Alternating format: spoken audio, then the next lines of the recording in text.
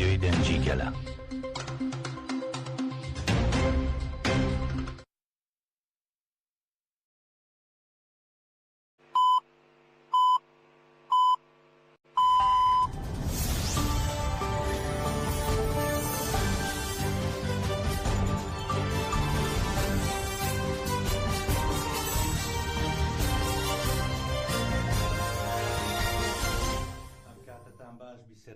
هێژە بە یارمەتی هاوکارانم لە ناوەندی هەواڵەکانی رادیۆ دەنجیگەل گەشتی هەواڵەکانی ئەم کاتژمێرەتان پێشکەش دەکەین. بیسەرمان بن.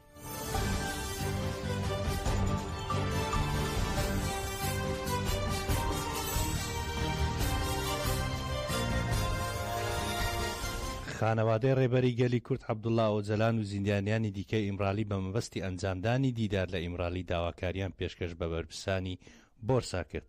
ئەمڕۆ محەممەد ئۆجەلان برای ڕێبەری گەلی کورد عەبدوڵڵا ئۆجەلان مەزلومدین سپارێزەری ئامینە کۆنار خوشتی عمەر خەیری کۆنار پۆڵاد یەردرم برای عامیلی یەردرم مەلی عەچەتین خوشتی وەیسی ئاکتاش بۆ چاوپێکەتون داواکاریان پێشکەش کرد.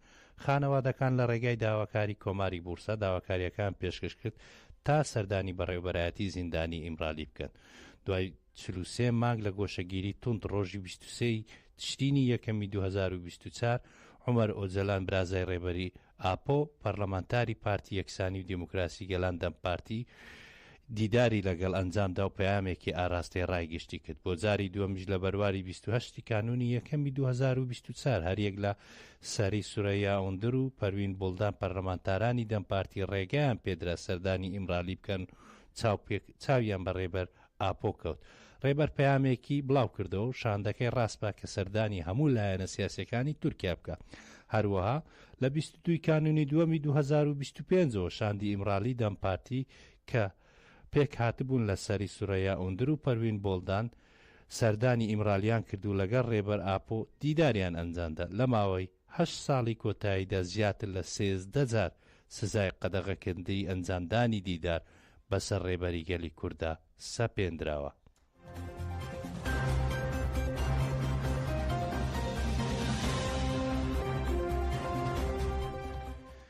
گەریلا لە زاب چالاکی ئەنجامدا و چەندین داگیرکەر سزادران. سەرچاوێکی تایبەت ڕایگەیاند گەریلاکانی ئازادی لە چای کوڕەژاڕۆی زاب دژی سوپای داگیرکەری تورک چالاکیان ئەنجامدا و چەندین داگیرکەر سزادراون.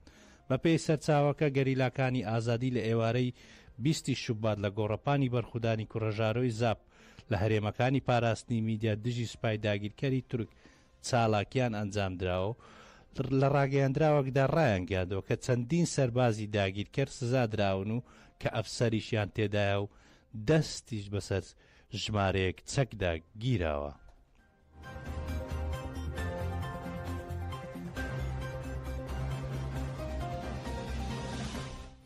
بەرخودانی گەل لە بەنداوی تشرین لە 45 ڕۆژیدا بەردەوامە. ئەمڕۆ 45 ڕۆژە گەل لە بەنداوی تشرین بۆ پشتیوانی لە هێزەکانی قەسەدە دژی هێرشەکانی دەوڵەتی داگیرکەری تورک و چەتەکانیان بەردەوام لە ئێشەگیریدان و تا دێت بەرخودان بەرفراوانتر دەبێت. ڕۆژی 8 مانگی ڕابردوو لە زۆرینەی ناوچەکانی هەرێمەکانی باکوور و ڕۆژهەڵاتی سووریا مەبەستی پشتیوانیکردن لە هێزەکانی سووریای دیموکرات قەسەدا دژی هێرشەکانی دەوڵەتی داگیرکەری تورک و چەتەکانیان ڕویان لە بەنداوی تشرین کرد. ئەم ڕۆژ ئەم بەرخودانە لە 45 ڕۆژیدا بەردەوامە. گەل بە جۆش و خرۆشەوە لەسەر بەنداوی تشرین بۆ پشتیوانی لە هێزەکانی سووریای دیموکرات بە گۆڤەندە و هێز و ئیرادەی خۆیان بە داگیرکەران نیشان دەدەن.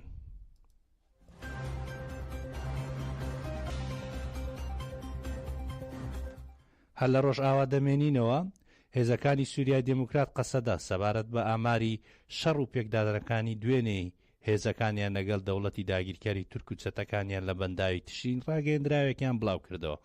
لە ڕاگەیەندراوەکە داهاتووە دەوڵەتی داگیرکەری تورک و چەتەکانیان بەردەوام بوون لە هێرشە درڕندانەکانیان بۆ سەرناوچەکانی باکوور و ڕۆژهەڵاتی سووریا. لە بەرەبەیاندا فڕۆکە جەنگیەکانی دەوڵەتی داگیرکەر دەستیان بە هێرشی تونند کردو بۆ سەر دەوروبەری بەنداوی تشرین. زیانێکی زۆری مادی لێکەوتوتەوە بە تایبەت لە خانووی کرێکارانی سەر بە بەنداوەکە. ئاماژە بەوەش کراوە لە کاتی وەڵامدانەوەی هێزەکانمان بۆ هێرشی چەتەکانی سەر بە دەوڵەتی داگیرکەری تورک بۆ سەرلادەکانی باکووری بەنداوەکە ژمارەیەک چەتە کوژراون و ژمارەیەکی تریش بریندار بوون.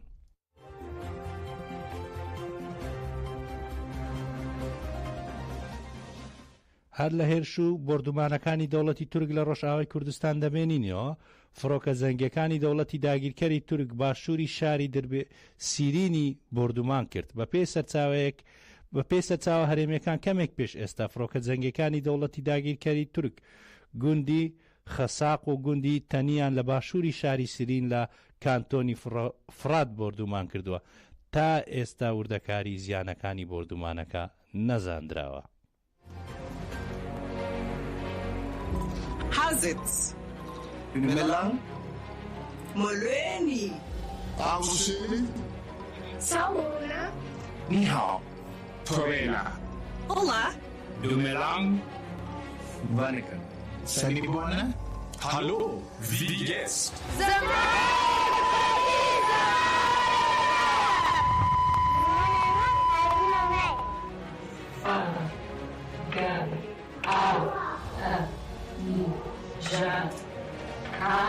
أنا أقول لك قايدة كذا أنا ضروري قايدة كذا جوان الماء ضروري الماء حميزي ضروري قبل جيبوا خبرم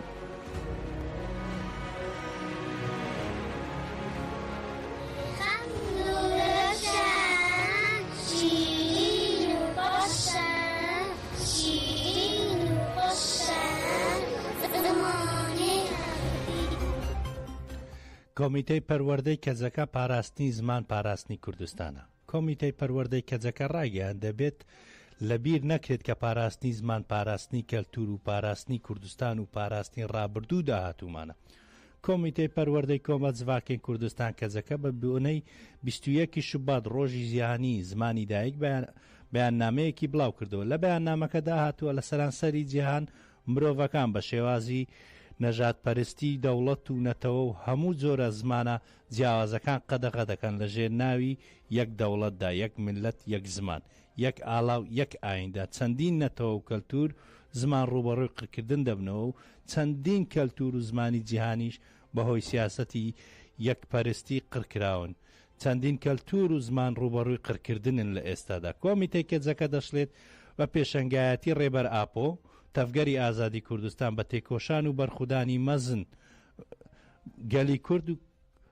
گەلی کورد پارێزراوە. ئەمڕۆ تێکۆشان بوون و ئازادی دەربارەی قۆناغێکی نوێ دەبێت. ئیدی هیچ هێزێک ناتوانێت نکۆڵی لە بوونی کورد بکات و گەلی کورد هۆشیار بۆ و ڕاپەڕیوە و بەرەو ئازادی و یەکجارەکی دەڕوات.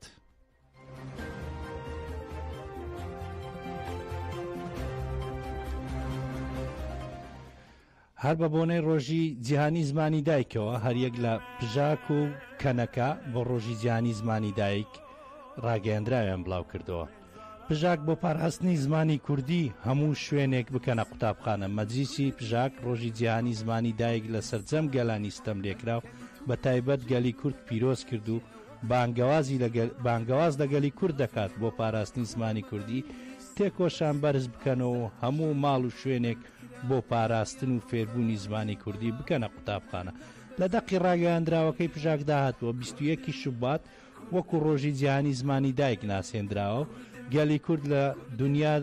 گەلی کوردیش لە دنیای ئەمڕۆدا بە پاراستنی زمانی زگماکی خۆی و کەلتوری خۆی پاراستووە. بەڵام هێشتا ڕوبەڕووی جینۆسایدی کەلتوری بۆتەوە. شەڕی پاراستنی زمانی کوردی بۆ کورد تەنیا ڕێگایەکە بۆ پاراستن و هەبوون و پوچەڵکردنەوەی کەلتوری پوچەڵکردنەوە و جینۆسایدکردنی کەلتوری کوردی.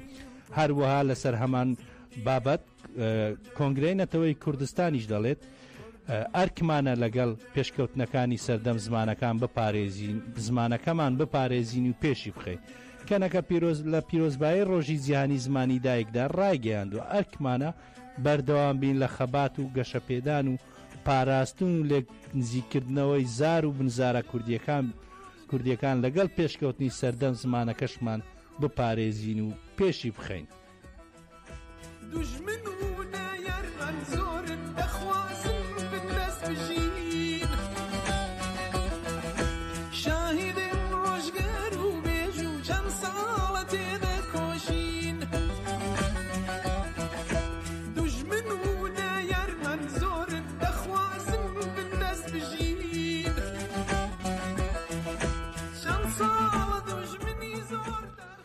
دەچینە باکووری کوردستان. سەنەم ئاریش ئەندامی ئەنجومەنی گەنجانی دەمپارتی و ئەندامی کردۆناسیۆنی ژنانی گەنج دەست بەسەر کرا. سەنەم ئاریش ئەندامی ئەنجومەنی گەنجانی پارتی یەکسانی دیموکراسی گەلان دەمپارتی و ئەندامی کردۆناسیۆنی ژنانی گەنج دەست بەسەر کردا. لە ڕاگەیەندراوێکدا ڕاگەیەندراوە سەنەم ئاریش لە ناوچەی کادیۆکی دەست بەسەر کراوە گواسراوەتەوە بۆ بەڕێوەبەرایەتی پۆلیسی ئەستەمبۆڵ. جێ ئاماژەیە هۆکاری دەست بەسەرکردنی سەنەم ئاریش هێشتا نەزانراوە، بەڵام ڕاگەیەندراوە کە سبەی ئیفادەی لێ وەردەگیرێت.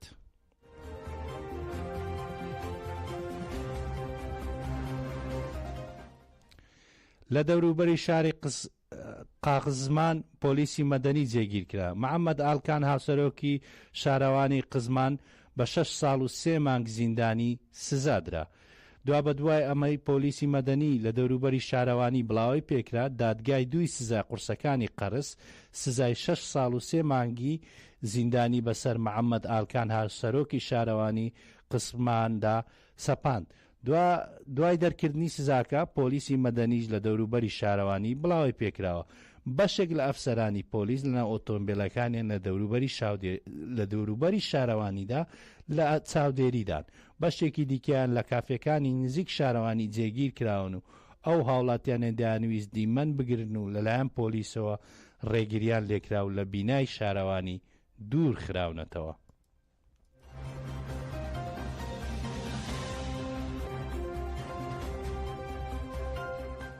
دەچینە ڕۆژهەڵاتی کوردستان بۆ هەڵوەشاندنەوەی سزای لە سێدارەدانی 3 زیندانی سیاسی ژنان داوای هەڵوێز دەکەن.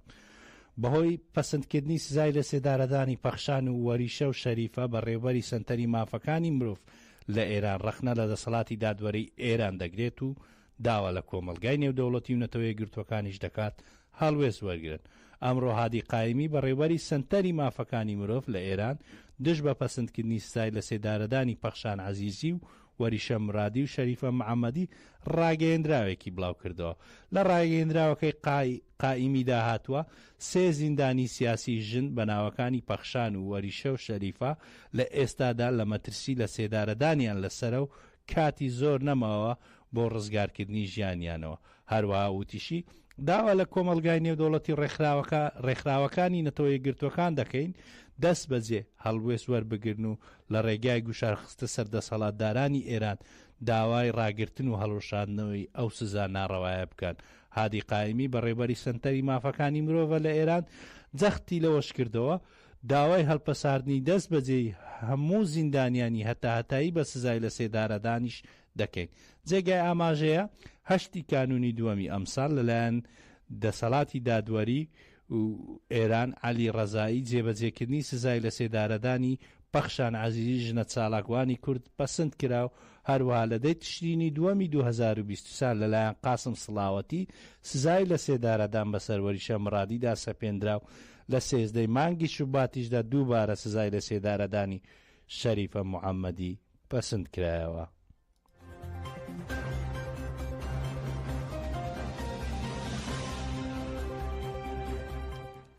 هەر لەسەر سزای لە سێدارەدان لە ئێران دوو ڕێکخراوی مافەکانی مرۆڤ بڵاویان کردەوە. ئێران لە ساڵی ڕابردوو 975 کەسی لە سێدارەداوە و کەسی 1 ژن دەشڵێن. ئێران لە سێدارەدانی وەکو ئامرازی سەرەکی سەرکوتکردندا بە کەڵکی لێوەرگرتووە. ڕێکخراوی مافەکانی مرۆڤی ئێران کە بنکەکەی لە نەرویزە ڕێکخراوی پێکەوە دژی سزای لە سێدارەدان کە بارەگاکەی لە فەڕەنسای لەبارەی زیادبوونی لە سێدارەدان لە ئێران راپۆرتێکی هاوبەشیان بڵاو کردەوە. لە راپۆرتەکەدا هاتووە ڕژێمی ئێران لە ماوەی ساڵی ڕابردوو 975 کەسی لە سێدارەداوە کەسی 1 ژن بوونە. ئەمە زۆرترین ژمارەی لە سێدارەدانەکانی ژنانە لە ماوەی 17 ساڵی ڕابردوودا تۆمار کرابێ. ئاماژە بەوەش کراوە جێبەجێکردنی سزای لە سێدارەدان لە ئێران بە ڕێژەی لە 17 زیادی کردووە. ئەو ژمارەیەش بە بەراورد بە ساڵی 2008 بەرزترین ڕێژەی لە سێدارەدانە.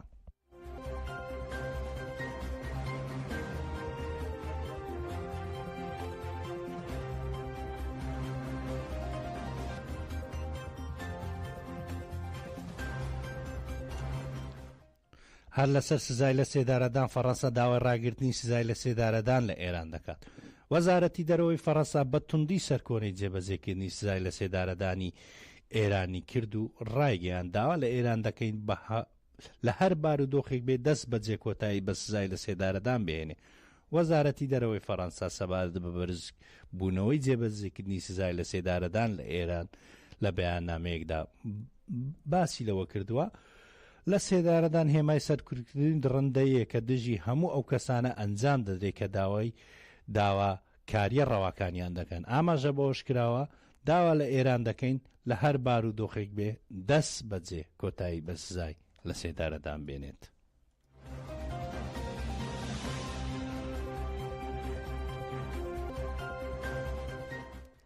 دەچینە باشووری کوردستان. مامەستایەکی زانکۆ دەڵێت زۆر گرنگ بوو شاندی ئیمرالی بێتە باشووری کوردستان. لە ماوەی چەند ڕۆژی پێشوودا شاندی ئیمرالی سەردانی باشووری کوردستانی کرد و لەگەڵ بەشێک لەلایەنە سیاسەکانی باشووری کوردستان کۆبوو و پەیامی ڕێبەر ئۆجەلانیان بۆ لایەنە سیاسەکان هێناوە.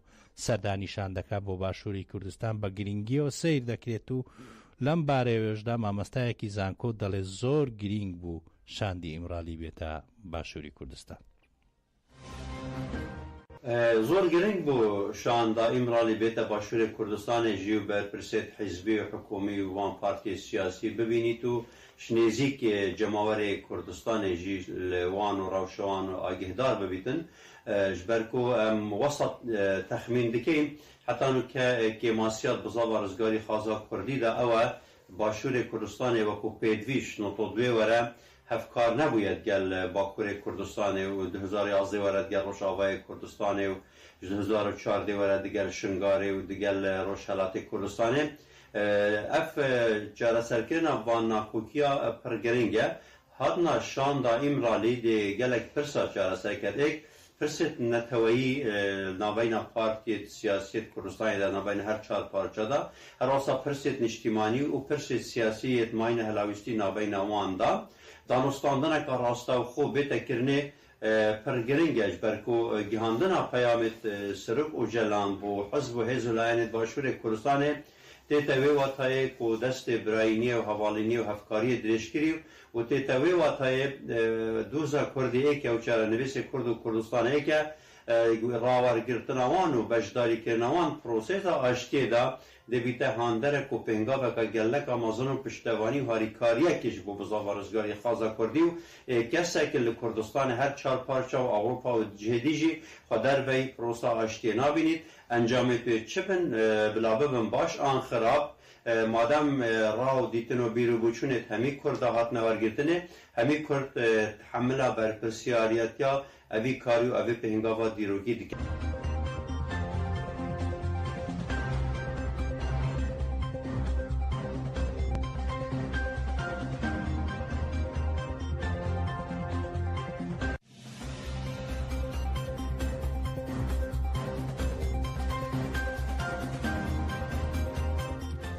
هەر لە باشووری کوردستان دەمێنینەوە ئەم جارە دەچینە شەنگال. تاژێ داوای هەڵوێست دژی یاسای باریکەسێتی و لێبوردنی گشتی دەکات. تاژێ سەبارەت بە یاسای باریکەسێتی و لێبوردنی گشتی بۆ چەندی ناوەندی باڵای نێودەوڵەتی سەرۆک کۆماری عێراق نامەی ناردووە ڕایگەیاند. یاسای باریکەسێتی لەگەڵ یاسا نێودەوڵەتیەکان و مافی مرۆڤ و نەتەوەیە گرتوەکان ناگونجێت. ئەم یاسایە واتە پێشێلکردنی مافی ژن و منداڵ و هەروەها کۆمەلگا واتە پێشێلکردنی ژیان بەگشتی.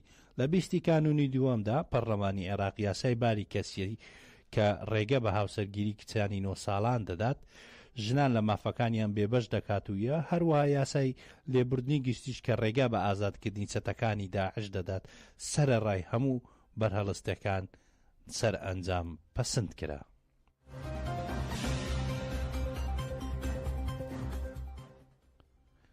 گەشتی هەواڵەکانمان پێشکەش کردن. هەر شاد بن.